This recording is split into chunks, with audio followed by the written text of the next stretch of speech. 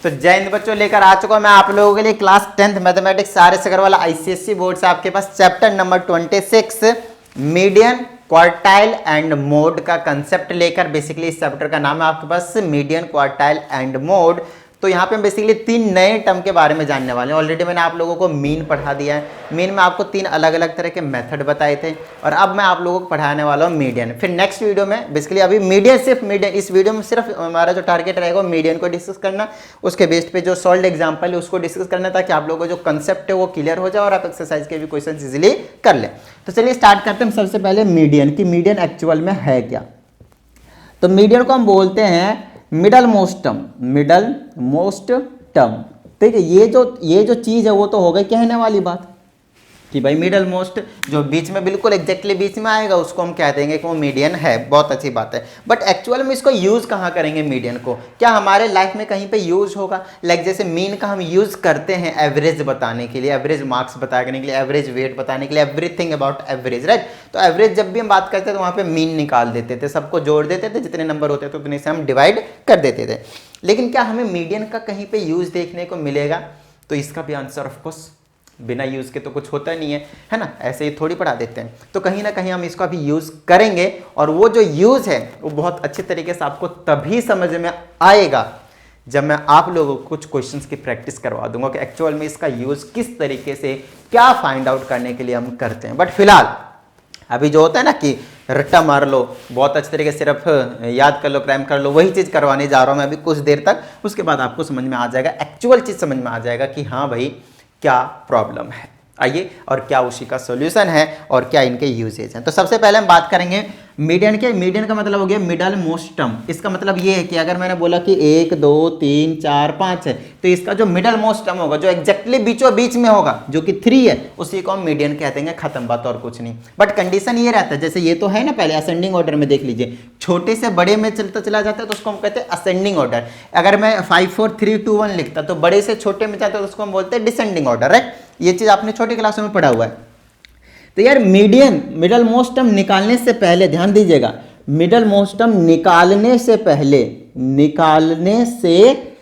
पहले हमें क्या करने की जरूरत है? नंबर्स को अरेंज करने की जरूरत है ना। Arrange the given observations, arrange the given observation. जितने भी ऑब्जर्वेशंस आपके पास गिवन होंगे, जितने भी डेटा आपको गिवन होंगे, arrange the given observations in ascending order, ascending order. तो सर क्या ये जरूरी है कि मैं असेंडिंग ऑर्डर में ही अरेंज करूं? बिल्कुल भी नहीं, असेंडिंग या फिर डिसेंडिंग ऑर्डर में, घर की बात है, आपकी मर्जी है। जिसमें आप अरेंज करना चाहें उसमें आप कर सकते हैं, बट जनरली मैं छोटे से बड़े में लेकर जाऊंगा, आसान पड़ता है, ऐसा मुझे लगता है। बाकी आपको जैसा लगता है वैसा आप कर सकते हैं, घर की बात रहती है भाई। तो आपको एक चीज बता दिया कि मीडियन क्या होता है। मिडल मोस्ट टर्म होता है जो एग्जैक्टली बीच में लाई करेंगे जितने भी गिवन ऑब्जर्वेशन होंगे उनके। अब बात आती है उनको निकालने से पहले, ध्यान रहे, मिडल मोस्ट टर्म निकालने से पहले दिमाग में डाल लो कि हमें उनको अरेंज करना है, जितने भी ऑब्जर्वेशंस हैं उनको असेंडिंग ऑर्डर में या फिर डिसेंडिंग ऑर्डर में। घर की बात है, कुछ भी कर लीजिए, असेंडिंग या फिर डिसेंडिंग में, तब जाकर आएगा मजा। फॉर एग्जांपल ये असेंडिंग ऑर्डर में था तो मीडियन कितना आया? 3। मैं 5 4 3 2 1 लिखूंगा तो फिर भी मिडल मोस्ट टर्म क्या आएगा? 3, और वही तो मीडियन है। इसका मतलब ये है कि आप असेंडिंग में अरेंज करें या फिर डिसेंडिंग में अरेंज करें, कोई टेंशन वाली बात नहीं है, आंसर बिल्कुल सेम आने वाला है। बताइए किसी तरह की कोई प्रॉब्लम भाई नहीं ना? चले आगे, चलिए। तो मीडियन का मतलब समझ में आ गया। अब बात आती है कि यहां पे मैंने तो 1 2 3 4 5 लिख दिया, अब मैंने ऐसा लिखा, चलो पहले मैं अरेंज किया हुआ ले लेता हूँ ना, 1 2 3 4 5 6 ले लिया। अब बताओ भाई कि बीच वाला टर्म, मिडल मोस्ट टर्म कौन सा है? तो आप बोलोगे सर 3 है, कोई बोलेगा सर 4 है, कोई बोलेगा सर दोनों है। तो ये जो दोनों वाले हैं ना, दोनों वाले वो सही है, समझे? बीच में कौन से है? ये दोनों है। तो हमें पता कैसे चलेंगे? पता करने का एक जो सबसे आसान सा जो तरीका होता है, जो सिंपल, जो सबसे सिंपलेस्ट लगता है, कि इधर से एक छोड़ दिया, इधर से भी एक छोड़ दो, इधर से एक छोड़ दिया, इधर से भी एक छोड़ दो। अगर मैं अब और छोड़ने जाऊं, देखिए बीच में आपको बचाना है, चाहे वो एक टर्म बचे या फिर दो टर्म बचे। अगर मैं इसको भी काट दूं, नहीं बचेगा कुछ भी, तो बीच का तो मीडियन जीरो हो जाएगा, जो कि यहाँ पे पॉसिबल है नहीं, एक्चुअल में है नहीं। बताऊंगा कैसे क्यों नहीं, कि मीडियन जीरो नहीं हो सकता अभी यहाँ पे फिलहाल, कि मीडियन है ही नहीं, ऐसा हम नहीं कह सकते, ठीक है ना। जीरो हो सकता है अलग की बात है, लेकिन मीडियन है ही नहीं, हम ऐसा नहीं कह सकते। तो मीडियन कुछ ना कुछ होगा, वैल्यू उसकी कुछ ना कुछ होगी। तो लास्ट के जो दो टर्म हो गए इनको मत काट दीजिएगा। तो मिडल मोस्ट टर्म जो आ गए, फिलहाल दो टर्म आ गए। तो सर हमारे पास यहाँ पे दो तरह के केस आ गया। पहला वाला ऑड वाला केस है ना, ऑड वाला केस, लो भैया ऑड वाला केस कर दिया। जब ऑड नंबर के ऑब्जर्वेशंस गिवन होंगे, ध्यान दीजिएगा, ऑड नंबर के ऑब्जर्वेशंस गिवन होंगे, लाइक अब यहाँ पे 1 2 3 4 5 6 है, 6 ऑब्जर्वेशंस थे। 6 ऑब्जर्वेशंस का मतलब ये हो गया कि ये इवन नंबर का ऑब्जर्वेशन है। तो पहला वाला ऑड वाला हो गया, दूसरा हो गया इवन नंबर वाला ऑब्जर्वेशन, है ना। इवन वाला केस, कि इवन के केस में हम क्या करेंगे, आइए मैं समझाता हूँ। सबसे पहले ऑड की बात करते हैं, है ना। सबसे पहले हम ऑड की बात करते हैं। अगर मैं ऑड की बात करूँ तो 1 2 3 4 5 तक लिया था ना, बीच का क्या निकल गया 3। अब देखिए ये तो नॉर्मली ऑड के केस में सबसे ज़्यादा आसान है कि तुरंत देख के बता दिया। इसके केस में भी कुछ नहीं है, सिंपल है। मैं आपको समझाता हूँ। इधर से दो छोड़ दिया, इधर से दो छोड़ दिया, ये बीच का आ गया, तो आपके पास जो मीडियन है, आपके पास जो मीडियन है वो आपके पास 3 आ गया। यहाँ की बात करते हैं, इधर दो छोड़ दिए, इधर दो छोड़ दिए, बीच में दो बच गए, तो मीडियन आपके पास 2 आया। बस इसमें खास बात ये करनी होती है, बीच के जो मिडल मोस्ट टर्म जो 2 बच जाते हैं, इवन के केस में हमेशा 2 बचेंगे, तो उन दोनों का मीन निकाल दो। अब मीन निकालना क्या बड़ी बात है, जितने टर्म होते उनको जोड़ो और जितने टर्म नंबर ऑफ टर्म्स होते उसी से डिवाइड कर दो। तो ये 2 थे, 3 दोनों को मैं जोड़ दूंगा और 2 से क्या करूंगा, मैं डिवाइड कर दूंगा। जोड़ दूंगा और 2 से क्या करूंगा, मैं डिवाइड कर दूंगा। और यही जो है आपके पास वो मीडियन निकल कर आ जाएगा। 4 3 7 डिवाइडेड बाय 2, कैंसिल कीजिए 3.5। बोलिए किसी तरह की कोई प्रॉब्लम नहीं ना, सिंपल है। आइए आगे की बात करते हैं। तो आपको ऑड वाले के केस में पता चल गया कि मीडियन कैसे निकालते हैं, इवन वाले के केस में पता चल गया कि मीडियन कैसे निकालते हैं। इसके अलावा और कुछ आएगा नहीं। एक वो एक्स और वो क्या कहते हैं उसको, एफ गिवन होंगे, उसकी अभी हम बात करेंगे, टेंशन मत लीजिए, उसकी अभी हम बात करेंगे। तो फिलहाल जो ये बात कहते हैं कि जब सिंपल डेटा गिवन होंगे तो हम कुछ इस तरह से निकालेंगे। अब बात आती है सर क्या इतना आसान है और पेपर में क्या हमें इसी तरह से अटेम्प्ट करने हैं क्वेश्चन को? तो आंसर है नहीं, आपको वहाँ पे कुछ कंडीशंस हैं, उनको फॉलो करके करना होता है। तो सर वो क्या कंडीशंस है, आइए मैं आपको समझाता हूँ। इसके लिए ऑड नंबर के केस में हम टर्म पता करते हैं, है ना। मीडियन क्या होता है, मीडियन क्या होता है वो चीज़ बता देता हूँ। मीडियन जो होते हैं वो होता है n+1th टर्म, n+1th टर्म। अब इसका कहने का क्या मतलब वो चीज़ समझते हैं। हम ऑड के केस में समझते हैं 1 2 3 4 5 लिया, है ना, 5 टर्म्स थे, तो n की वैल्यू 5 होती है। और ये प्लस का 1 करेंगे, पूरे के नीचे डिवाइडेड बाय 2, 80th टर्म की बात कर रहा हूँ, इस वाले हम टर्म की बात कर रहे हैं। अब अगर मैं इसको डिवाइड करता हूँ तो 5 और 1 कितना आएगा, 6, 6 डिवाइडेड बाय 2 कितना आ गया, 3। और ये th क्यों लिखा है मैंने, तो th का मतलब ये नहीं है कि आपके पास सब में लगा दें, इसका मतलब हो गया थर्ड टर्म, मतलब मैं जो तीसरे नंबर पर टर्म आ रहा होगा हम उसकी बात करेंगे। तो अब ये थर्ड जो टर्म है वो कहाँ से देखेंगे, ऑफकोर्स स्टार्टिंग से, क्योंकि हमने ऑलरेडी इसको क्या कर रखा है, असेंडिंग ऑर्डर में अरेंज कर रखा है। तो 1 टर्म 2 टर्म 3 टर्म बोले तो फर्स्ट सेकंड थर्ड टर्म, है ना। अगर 4 आता th लगा हुआ रहना था फोर्थ टर्म, जैसे हम सिंपल जो बोलते हैं ना वही है, कुछ नहीं, ठीक है। सेकंड होता तो nd लगा देते। ये आपको रिप्रेजेंट कर रहा है कि किसी भी टर्म के बारे में बात कर रहे हैं। वही देखिए यहाँ पे 3 आ गया, इसका मतलब ये नहीं कि 3 आपके पास मीडियन है। यहाँ पे बच्चे गलती कर देते हैं, हमने तो फॉर्मूला लगा दिया, हमने तो निकाल दिया, 3 आ गया, गलत। आपने थर्ड टर्म निकाला है। अब थर्ड टर्म की वैल्यू आपको बतानी, समझ में आ रही है, थर्ड टर्म की आपको वैल्यू बतानी। तो थर्ड टर्म की वैल्यू फिलहाल तो 3 है, इस केस में आपके पास 3 है, तो इस केस में सही आया, समझ में आ रही है। ये कितना आ गया आपके पास, 3 आ गया। अब आपके पास मीडियन जो निकल कर आ चुका है। अब बात करते हैं कि इस केस में क्या होगा। तो इस केस में क्योंकि हमारे पास 2 टर्म निकल कर आते हैं, चीज़ों को समझिएगा, हमारे पास कितने टर्म निकल कर आते हैं, 2 टर्म। तो अगर मैं इस वाले टर्म की बात करता हूँ तो ये कैसे निकलता है पता है, सीधा 6 टर्म थे, 6 को मैंने क्या करा, 2 से डिवाइड कर दिया। क्या करा मैंने, 2 से डिवाइड किया, तो थर्ड टर्म हो जाएगा। हमें फोर्थ टर्म भी चाहिए, तो मैं क्या करूंगा पता है, n/2 में +1 करूंगा। ध्यान रखिएगा, n+1 नहीं करा मैंने, n/2 में +1 किया। तो एक तो n/2th टर्म हो जाएगा और एक n/2 + 1th टर्म हो जाएगा। और इन दोनों को ऐड करके क्या करना है, आपको 2 से डिवाइड करना है, तब जाकर आपके पास क्या निकल कर आएगी, मीडियन निकल कर आएगी। बताइए किसी तरह की कोई प्रॉब्लम, सिंपल हो गया, डन है। तो ये हो गया हमारे पास मीडियन की कहानी, और ये भी हो गया हमारे पास मीडियन की कहानी। ये हो गया आपके पास ऑड के केस में, ये हो गया आपके पास इवन के केस में। बस आपको यही फॉर्मूले याद रखने और कुछ नहीं। सिर्फ और सिर्फ आपको यही फॉर्मूले याद रखने हैं। एक ये वाला सिंपल हो गया, एक ये वाला सिंपल हो गया। समझ में आई ना इतनी बात? ठीक है। देखिए अगर कहीं पे 1 मार्कर का क्वेश्चन आया एमसीक्यू टाइप के, तो ये फॉर्मूले लिखने की कोई जरूरत नहीं, सीधा बीच वाला नंबर देखो, इसमें बीच में 2 आएंगे, जोड़ के 2 से डिवाइड करें तो खत्म बात है ना, तुरंत निकाल दिया करो। फॉर्मूले करने की कोई जरूरत नहीं है। बट हाँ, अगर मैं लिखने वाले की बात करूँ कि लिखने वाला क्वेश्चन है ना, एमसीक्यू वाला नहीं है, तो आपको उस केस में फॉर्मूले भी लिखकर जरूर दिखाना है। चलिए आगे की बात कर लेते हैं। तो छोटी छोटी चीज़ें हो गई। अब मैं आप लोगों को डायरेक्टली कहाँ पे लेकर चलता हूँ पता है? क्वेश्चन के ऊपर, क्योंकि जब तक आपको क्वेश्चन नहीं दूंगा आपको समझ में नहीं आएंगे। बात आती है एक टाइप का मीडियन निकालना हुआ, जब आपके पास फ्रीक्वेंसी भी गिवन होंगे ना, और वहाँ पे आपके पास डेटा गिवन होगा, क्लास मार्क्स वगैरह, तो वहाँ पे आपके पास अलग तरीके से निकाला जाएगा। तो पहले ये जो कंसेप्ट बताया उसके बेस पे क्वेश्चन डिस्कस कर लेते हैं। पहले कहा जाता है यहाँ पे the runs scored by 11 members of a cricket team are this this this this.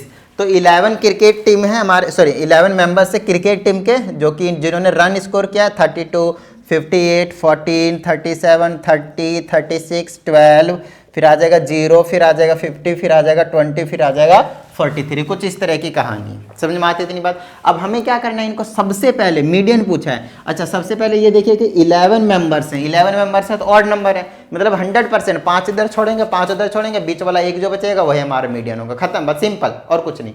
बोले तो n+1 करेंगे डिवाइडेड बाई 2, तो n के जगह कितना है आपके पास? 11, 11 + 1 12 हो जाएगा ना, देख लीजिए अच्छे से। तो 12/2 कितना आ जाएगा? 6।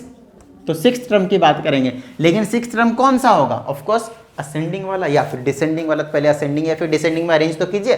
तो सबसे पहले आप अरेंज करेंगे तो किसको आएगा? 0 लिखेंगे, 0 को हटा दीजिए।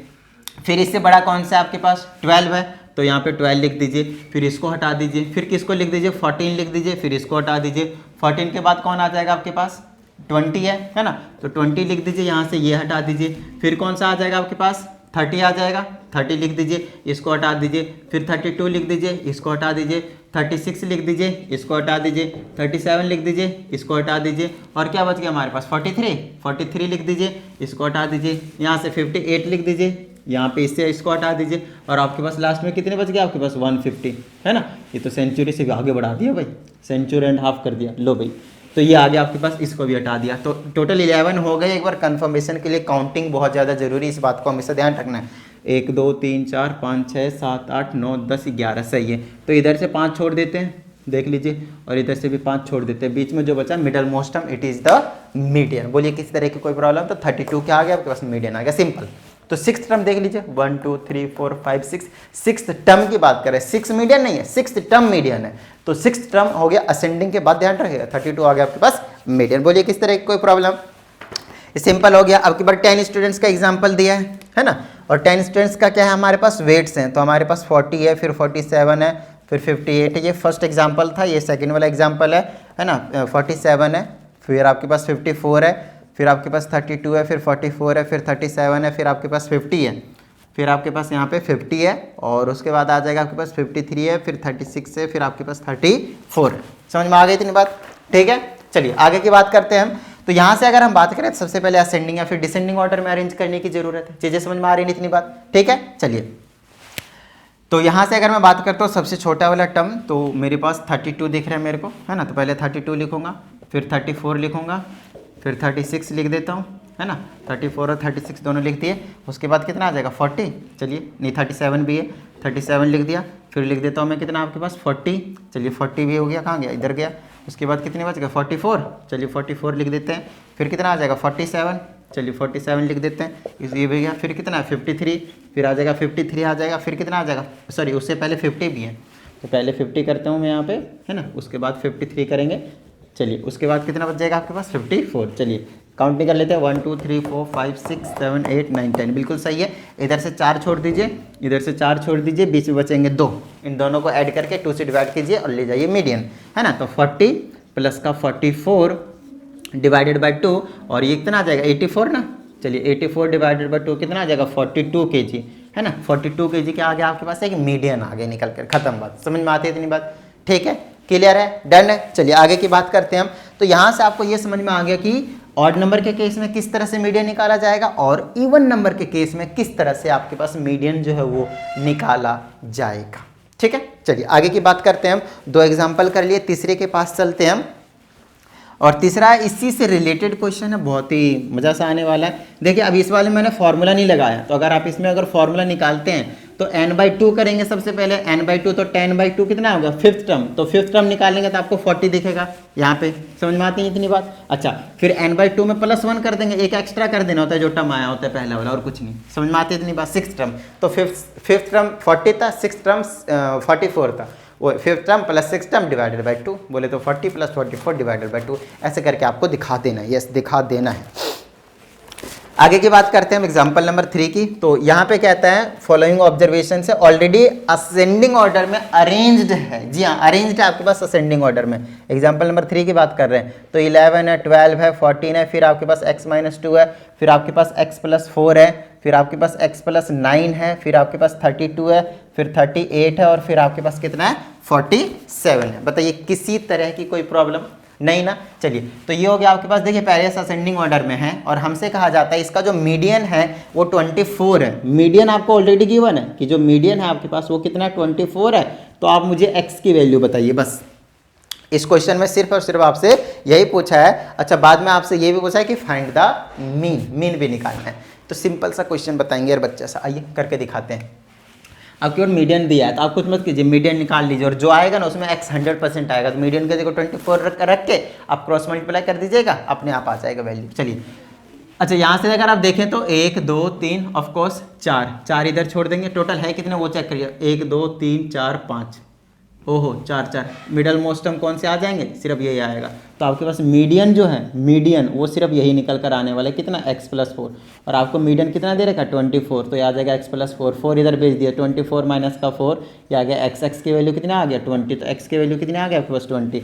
अच्छा, अगर बीच में दो टर्म बचते तो हम क्या करते मालूम है ना, दोनों को ऐड करते हैं, 2 से डिवाइड करते हैं, फिर इक्वल टू में 24 रखते हैं। बिल्कुल सिंपल सा क्वेश्चन है। अगले में दिया एक टाइप का, इस टाइप का कोई क्वेश्चन नहीं दिया आपके पास, तो सिंपल यही है, बच्चा सा क्वेश्चन दिया है। तो x की वैल्यू आपके पास कितनी आ गई 20। अब आपको ये बोला है कि इसका मीन भी निकालिए, तो मीन कैसे निकालेंगे, ये तो 11 रहेगा, ये 12 रहेगा, ये 14 रहेगा, यहाँ पे x की जगह 20 रखेंगे तो 18 आएगा। जी हाँ, ये वाला 24 आएगा, x की जगह 20 करेंगे 29 आ जाएगा, 20 रखने के बाद 32 आ जाएगा, 38 आ जाएगा, 47 आ जाएगा। पहले करवा दिया ना मीडियन, मीन सॉरी, तो मीन निकालना है आपको कुछ नहीं करना, इन सबको ऐड कर देना और 9 से डिवाइड कर देना, क्योंकि टोटल टर्म्स कितने 9 है, खत्म बात। मीन का फॉर्मूला बताया था, sum of all observation divided by total number of observations. Clear होती है ना बात?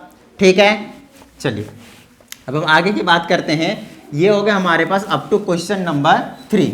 तो बिल्कुल छोटे छोटे से कंसेप्ट है, आपको टेंशन लेने की कोई ज़रूरत नहीं है ना, सिंपल सिंपल सी चीज़ें हमारे पास।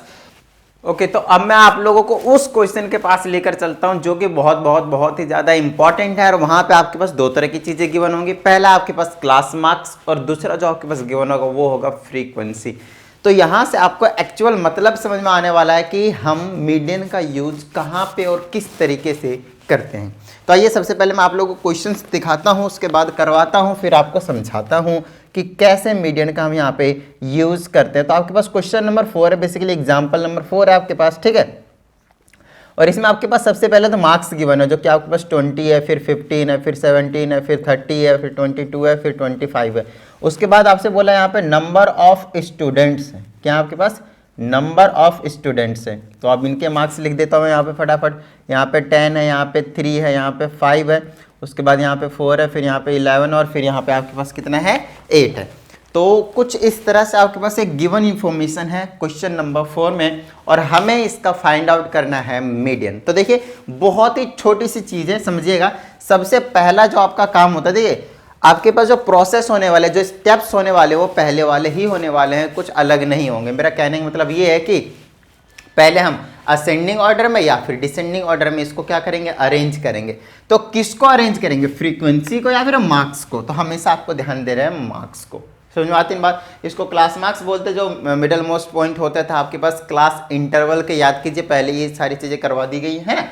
लाइक अगर क्लास इंटरवल आपके पास 30 to 40 है, आप उसको क्या करते हैं, उनके मिडल मोस्ट टर्म निकालते हैं, 35 आता था, राइट। उसी टाइप से ये पहले से निकाल कर दिए गए हैं ऑलरेडी आपके पास मार्क्स है ना। ये एक तरीके से कह सकते हैं आपके पास ऑब्जर्वेशंस हैं। क्या ये आपके पास ऑब्जर्वेशंस हैं? अगर ये फ्रीक्वेंसी हटा दो, मैं इसको असेंडिंग ऑर्डर है या फिर डिसेंडिंग ऑर्डर में अरेंज करके मिडल मोस्ट टर्म निकाल लूंगा, मेरा मीडियन निकल जाएगा, कोई टेंशन वाली बात नहीं है।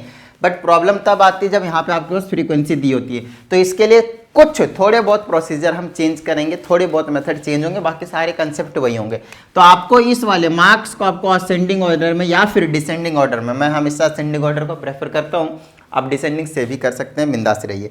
तो असेंडिंग ऑर्डर में मैं अरेंज करने जा रहा हूँ। तो ध्यान रखना है सबसे पहले ये जो गिवन है हमें इसकी कोई ज़रूरत नहीं है, समझ में आती है ना बात। इससे हम एक नया टेबल बना देंगे किसका, क्लास मार्क्स और नंबर ऑफ स्टूडेंट का। उसके बाद हमारा जो काम होगा वो असली काम स्टार्ट होगा।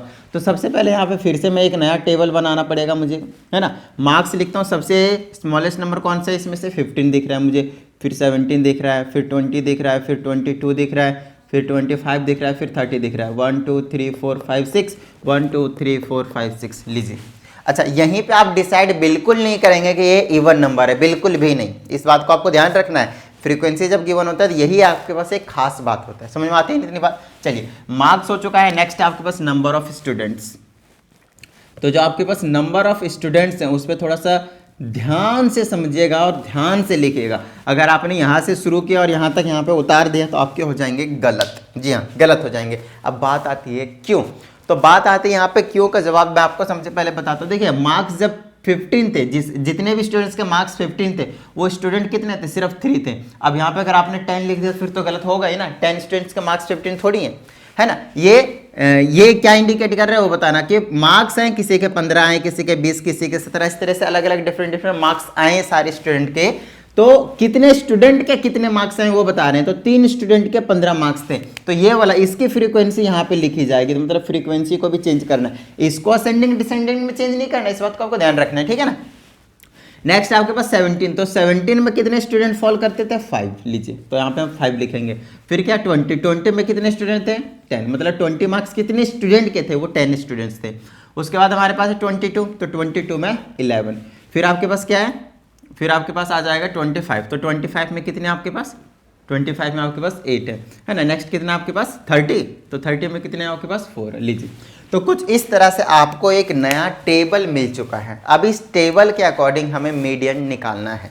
अब देखिएगा मीडियन हम कैसे निकालते हैं। इसमें सबसे पहले आपको यहाँ पे क्यूमुलेटिव फ्रीक्वेंसी निकालने की जरूरत होती है। देखिए, इसको हम जनरली XI बोलते थे, इसको जनरली हम FI बोलते थे, और ये CF है जिसको हम बोलते हैं क्यूमुलेटिव फ्रीक्वेंसी। लिख देता हूँ मैं यहाँ पे फुल फॉर्म में, क्यूमुलेटिव फ्रीक्वेंसी। कुछ इस तरह की कहानी रहती है आपके पास, समझ में आती थी नहीं बात, ठीक है। चलिए, अब आपको यहाँ पे CF मिल चुका है ना, मिला नहीं बेसिकली, अभी हम निकालने जा रहे हैं। तो चलिए, सबसे CF निकालने का पहले और बता रखा मैंने, 3 ऐसे ही छोड़ देंगे।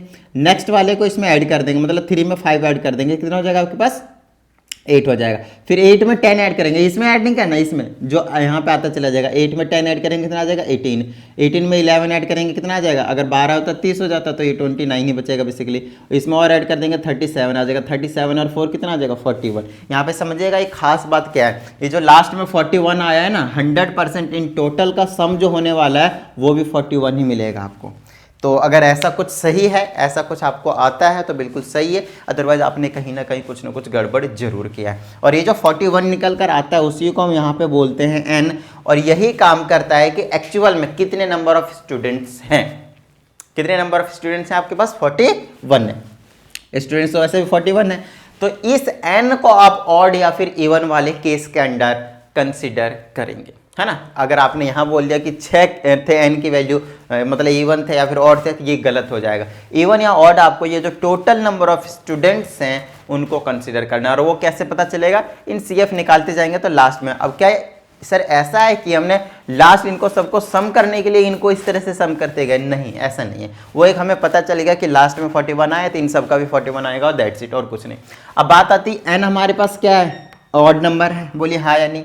अच्छा, ऑड नंबर के केस में हम मीडियन कैसे निकालते थे, याद कीजिए, एक एक्स्ट्रा ऐड करते थे, उसके बाद हम 2 से डिवाइड करते थे, जो टर्म आता था फिर वही आपके पास मीडियन हो जाता था। तो समझिएगा यहाँ पे क्या करेंगे आप, n + 1 डिवाइडेड बाय में 2, ये वाली जो टर्म निकल कर आएगी वही आपके पास मीडियन होगा।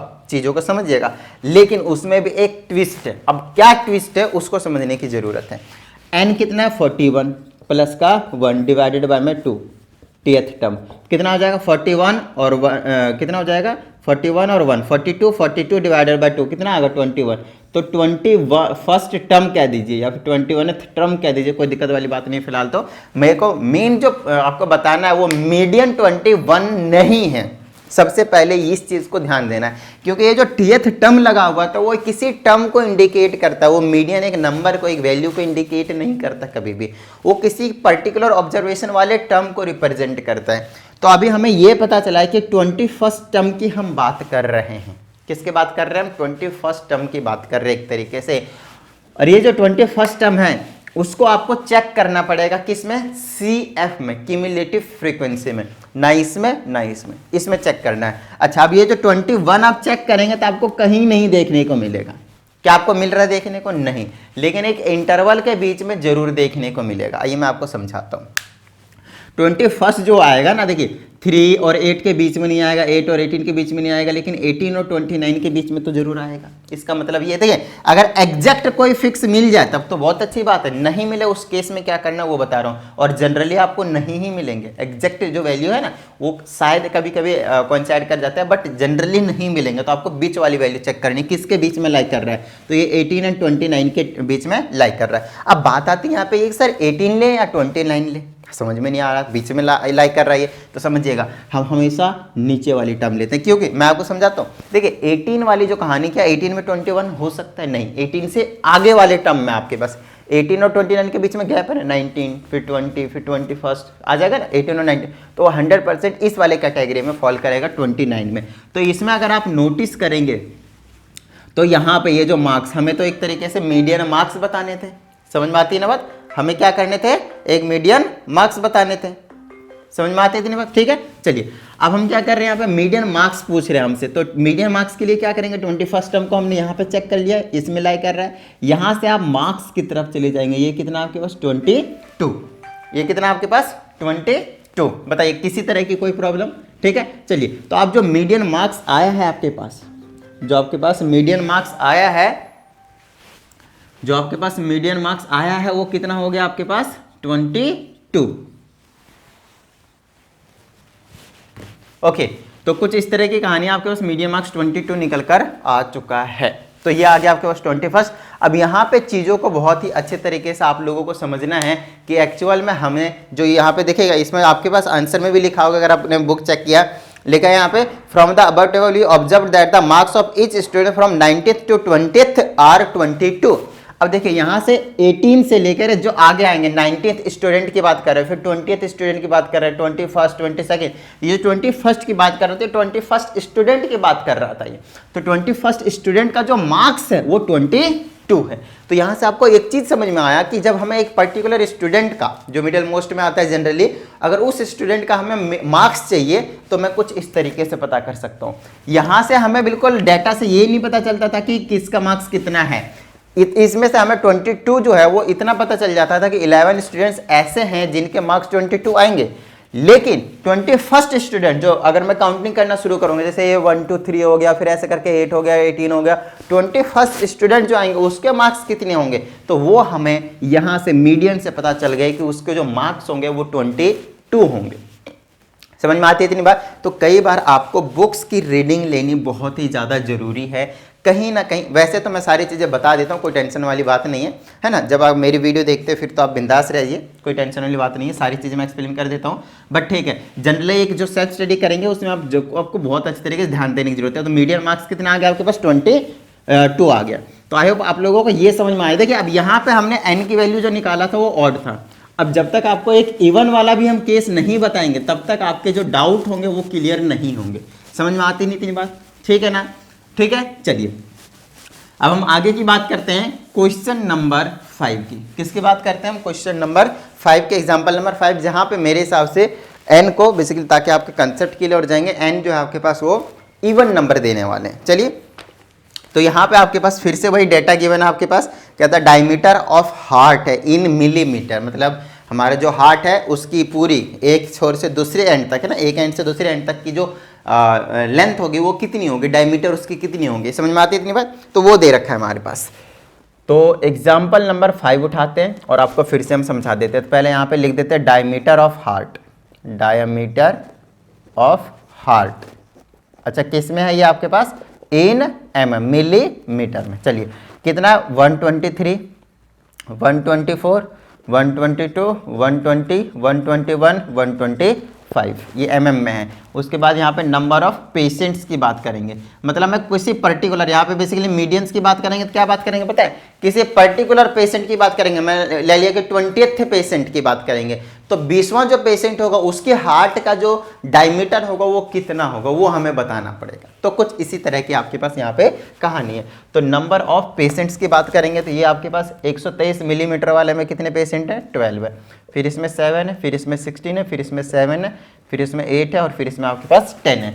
अब ऑफ कोर्स फिर से आपको क्या करने की जरूरत है यहाँ पे, तो यहाँ पे आपको जो करने की जरूरत है वो ये है कि सबसे पहले आपको ये करना है कि इसको रीअरेंज करना है, असेंडिंग ऑर्डर में नहीं तो डिसेंडिंग ऑर्डर में भाई।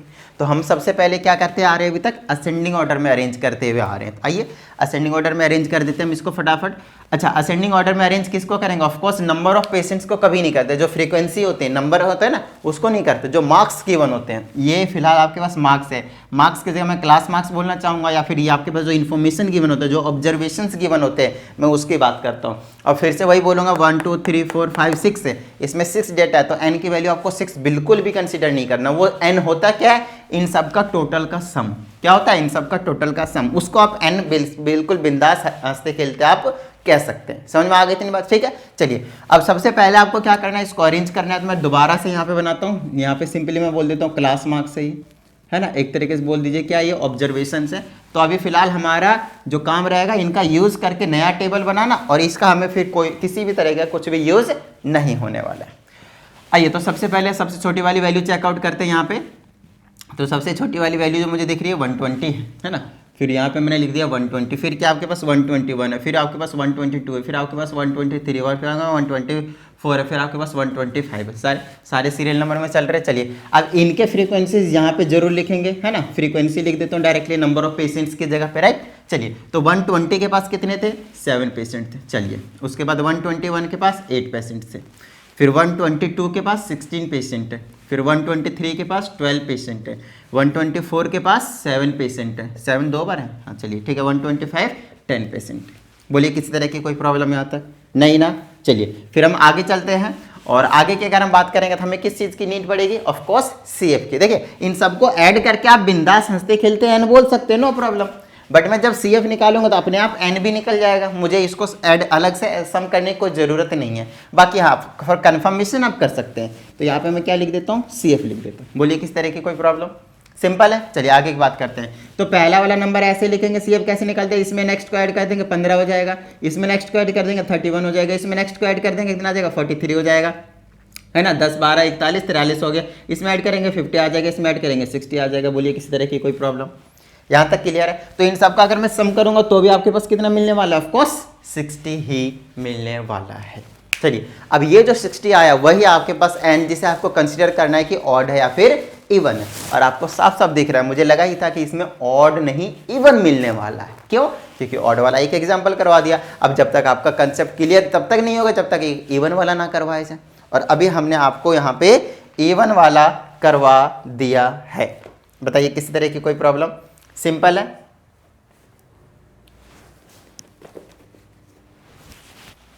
ओके तो n की वैल्यू आ गया मेरे पास 60। तो चलिए अब आगे की बात करते हैं। n की वैल्यू 60, दूसरा काम हमारे पास क्या होता था, n/2।